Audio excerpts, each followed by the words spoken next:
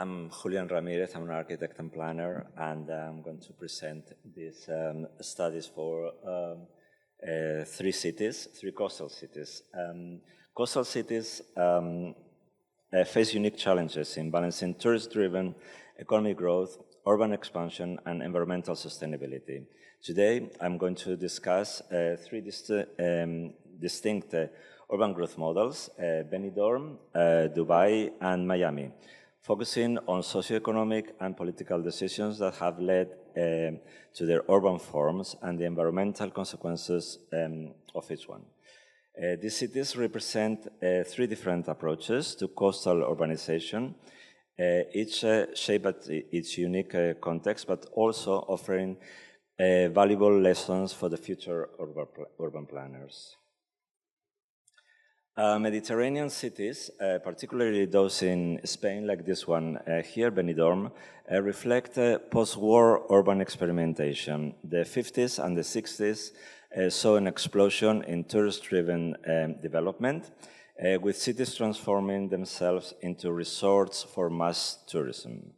Inspired by modernist principles of urban design, the General Master Plan of Benidorm focus on high-density vertical urbanism, maximizing the land use and concentrating development to preserve open spaces and coastline access. By focusing on tourist-centered development model, Benidorm has positioned itself as a key international destination, especially for middle-class families from Europe. This approach created a booming local economy, with tourist-related jobs dominating the workforce. Local businesses, from hotels to restaurants and small retailers, flourished under the influx of tourism. The vertical growth strategy also kept infrastructure costs relatively low, as high-rise buildings concentrated more tourists into smaller land areas, reducing, therefore, the need for extensive suburban developments. This compactness helped the city to maintain high levels of economic productivity per square meter of land, further boosting its profitability. The decision to concentrate development in high-rise minimized the urban sprawl, preserving more land for public spaces and natural areas. Benidorm's careful planned green areas, pedestrian-friendly infrastructure, and access to beaches showcase how vertical urban growth can coexist with environmental sustainability. However, Benidorm faces ongoing challenges with energy consumption, waste management, and the strain of resources from millions of tourists every year. These environmental concerns have led to initiatives promoting sustainable tourism, such as energy-efficient buildings and stricter waste management practices. Despite these issues, Benidorm's urban model remains as a benchmark for balancing high-density development with environmental considerations. So it was understood, where in the 50s, it was understood in Spain and in Benidorm in particular, that the need to attract middle-class European tourists to fuel the economic growth. Tourism was chosen as a backbone of the city's economy. The decision was shaped actually by larger governments' desire to integrate Spain into the global economy through tourism, which could help to mitigate the economic isolation that the country faced in that time. Benidorm became a testing ground for a new vision of growth based on mass tourism, and verticality was seen as the best way to balance economic expansion with land use efficiency. So Benidorm's urban transformation began in the 50s when this visionary mayor of the city recognized the potential of tourism as the city's economic driver. We can see in this country, I believe, as well, this vision. The 1956 General Urban Plan enabled a political decision to prioritize vertical growth as a radical idea at the time that would focus on maximizing land efficiency while preserving green areas and access to the beachfront. In Benidorm, the decision to build vertically represents that efficient use of a space by concentrating hotels, apartments, and services into high-rise buildings. The city preserved valuable coastline for public access and green spaces. This approach mirrors the model of layered functionality, where different uses are stacked on top of each other to maximize efficiency.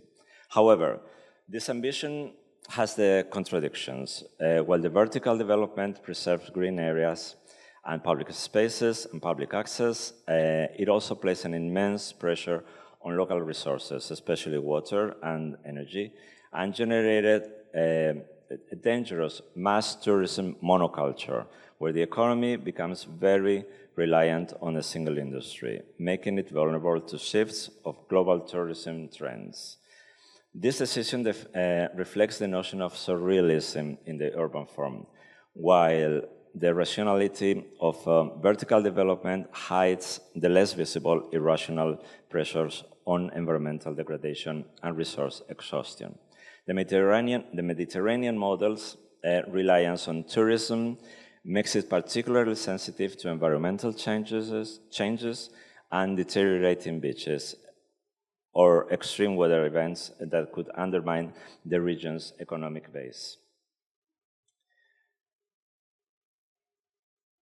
So the Benidorm model of urban development represents a programmatic response to both economic pressures, that is the tourism, and environmental concerns, preserving the coastal land.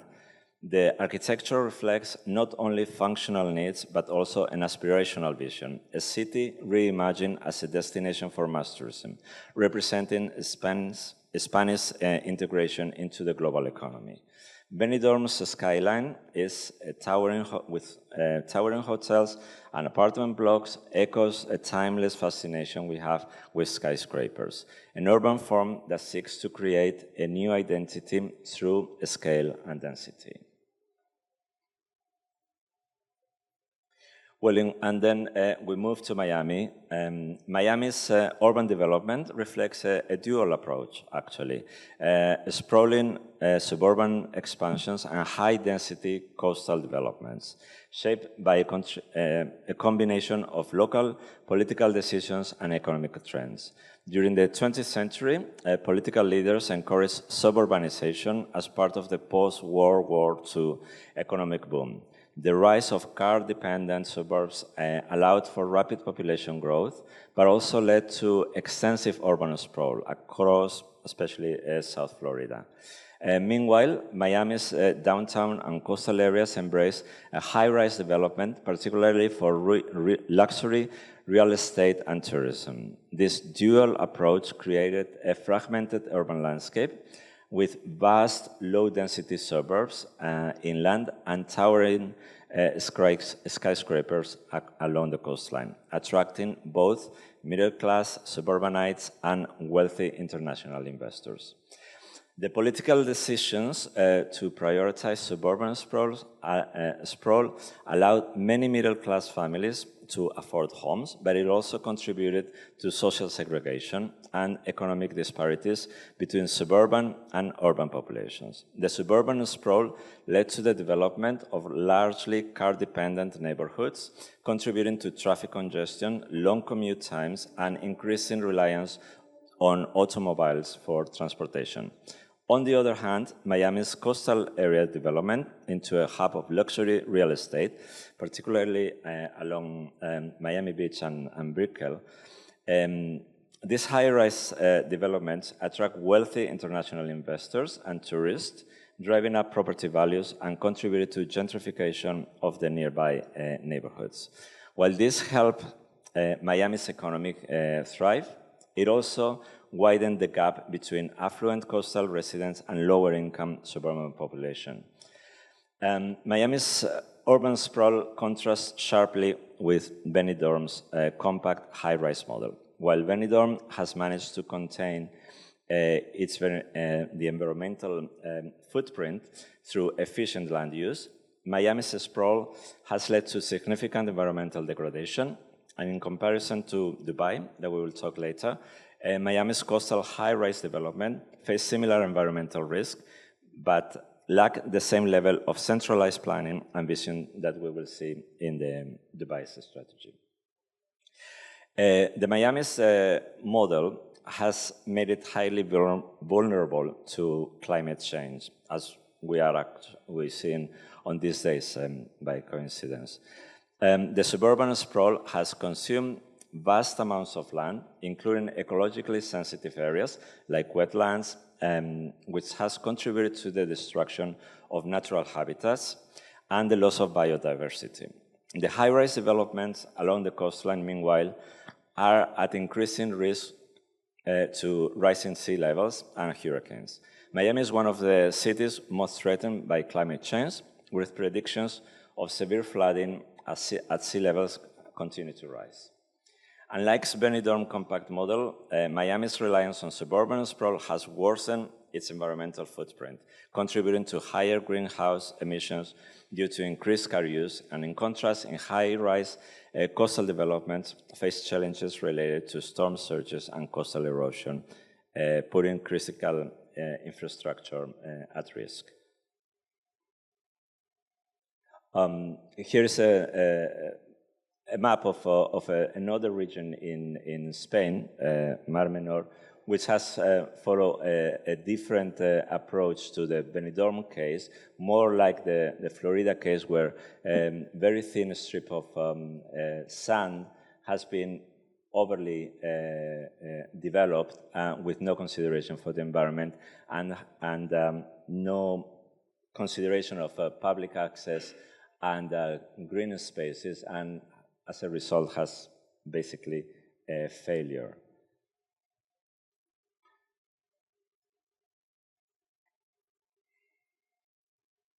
So, here. So we move to the Middle East. The Gulf coastal cities, that would include Dubai, Abu Dhabi, or Doha, represent the most futuristic and ambitious model for coastal development. These cities were designed to symbolize national ambition and global aspirations, using urban development as a tool to project power and modernity. All-time fascination with City of Dreams and spectacle directly translates to the spectacle of Dubai's skyline, with its towering Burj Khalifa and artificial islands like the Palm Jumeirah. Gulf cities are hypermodern, embracing not just vertical growth, but also engineering marvels that push the limits of urban development in hostile environments. The model aligns with the notion of surrealism in the urban form, where the city becomes a theatrical stage for the architecture.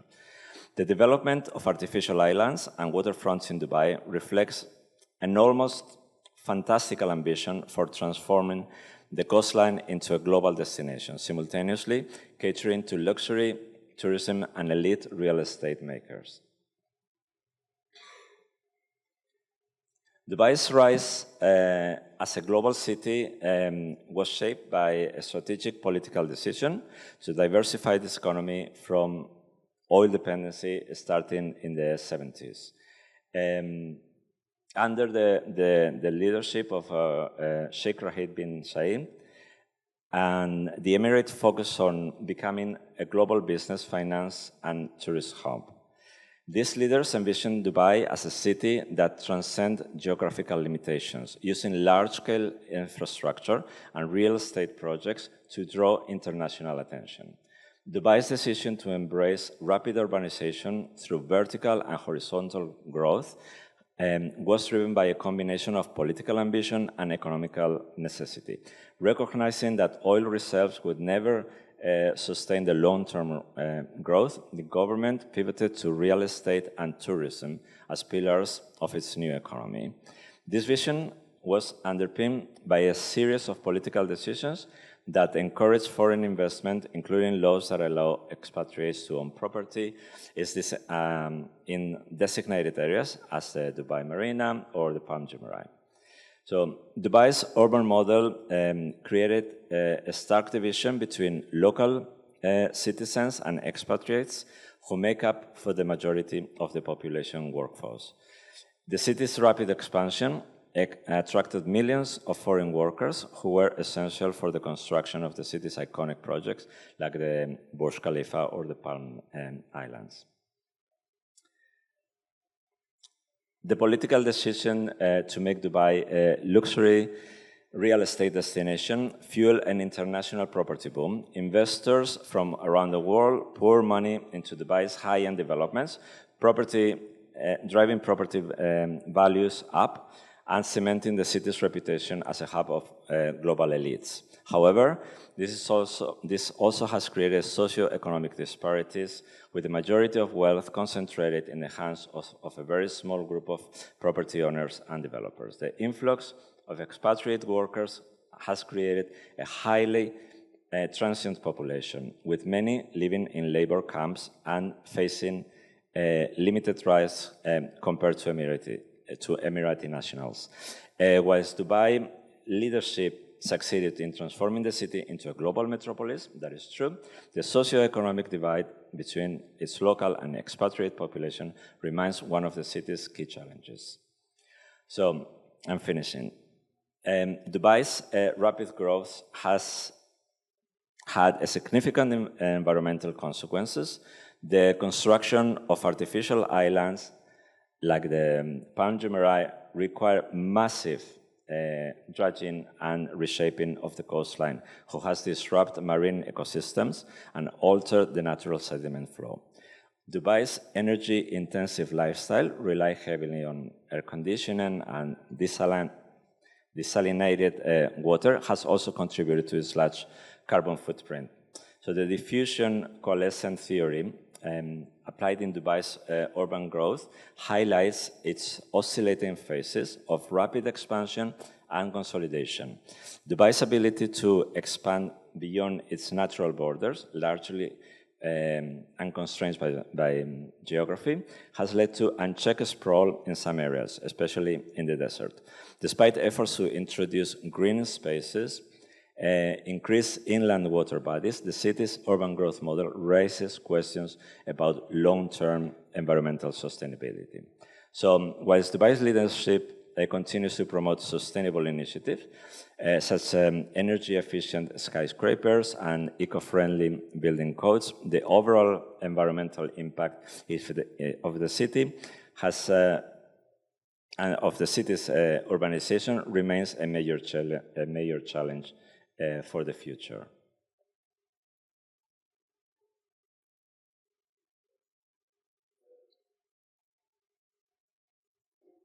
So, as a conclusion, we will say that Benidorm's vertical growth model offers some valuable lessons for coastal cities looking to balance tourist-driven economic growth with environmental sustainability. By concentrating development into high-rise buildings, the city has preserved natural spaces and maintained a compact urban footprint. The model demonstrates how careful planning and political foresight can create a sustainable balance between tourism and environmental conservation. Dubai's rapid urban expansion showcases the possibilities of large-scale urban development, but also highlights the risk of unconstrained growth. The city's political leadership succeeded in transforming Dubai into a global metropolis through strategic investment in tourism and real estate, but the environmental cost is significant. Whilst Dubai continues to promote sustainability initiatives, in long-term, environmental sustainability remains uncertain. Miami's dual model presents a warning tale about the environmental consequences of unchecked suburban sprawl and high-density coastal development. The city's vulnerability to climate change, as we are seeing, particularly rising sea levels and hurricanes, underscores the need for a more sustainable approach to urban planning. Miami's reliance on car-dependent suburban developments has worsened its environmental footprint, while its luxury coastal developments face increasing risks. So as a final thought, its city growth model, Benidorm's compact verticality, Dubai's ambitious expansion and Miami's fragmented sprawl offers important insights into challenges and opportunities of coastal urban development. As climate change intensifies, these lessons will become increasingly vital for urban planners seeking to build cities that are both economically vibrant and environmentally resilient. Thank you.